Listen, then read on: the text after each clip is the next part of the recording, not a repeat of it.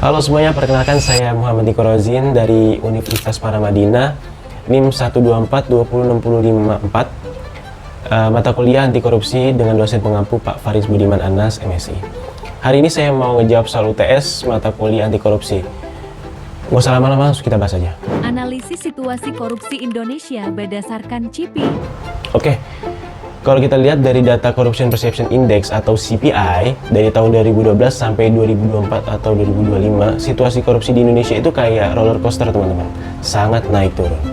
Di tahun 2012 sampai 2019, skornya itu terus naik nih. Artinya usaha pencegahan korupsi itu berjalan baik. Tapi sangat disayangkan nih, setelah 2019 sampai seterusnya, skor kita malah turun lagi.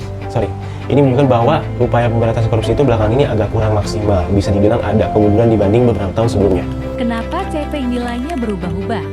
Jelaskan dari sisi hukum, sosial, politik. Oke, kalau ditanya kenapa berubah-ubah skornya, kita jelasin dari segi penegakan hukum dulu deh. Penegakan hukum itu setelah revisi UU KPK di tahun 2019, kewenangan KPK banyak berkurangnya nih. Nah, ini bikin kepercayaan masyarakat itu terhadap pemberantasan korupsi ikut turun.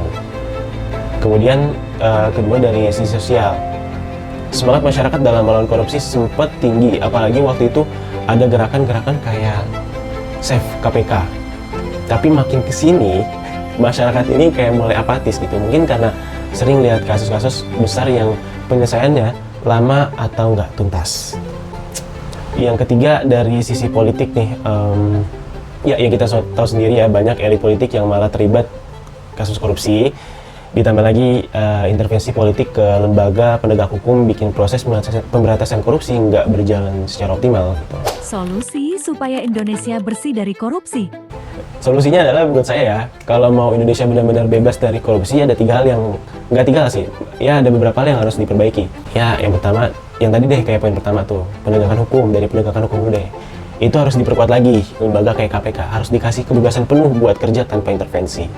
Kemudian yang kedua, dari segi pendidikan deh, anti korupsi itu harus dibangun dari sejak dini, dari sejak kecil, biar generasi ke depan punya mindset anti korupsi sejak dini. Nah, yang ketiga itu pembersihan di dunia politik. Partai politik itu harus serius dalam seleksi kader dan cari yang berani, tegas sama yang korupsi-korupsi gitu. Oke, itu aja ya. Sekarang semuanya itu butuh waktu menurut saya. Jadi butuh waktu dan komitmen tentunya dari kita semua, bukan cuma dari pemerintah tapi juga dari masyarakat. Ya udah, itu aja tuh tadi analisis tentang situasi korupsi di Indonesia. Semoga kedepannya Indonesia bisa benar-benar bersih dari korupsi, amin. Terima kasih udah nonton videonya. Jangan lupa kita dukung gerakan-gerakan anti korupsi di Indonesia ini, mulai dari diri kita sendiri. Wassalamualaikum warahmatullahi wabarakatuh.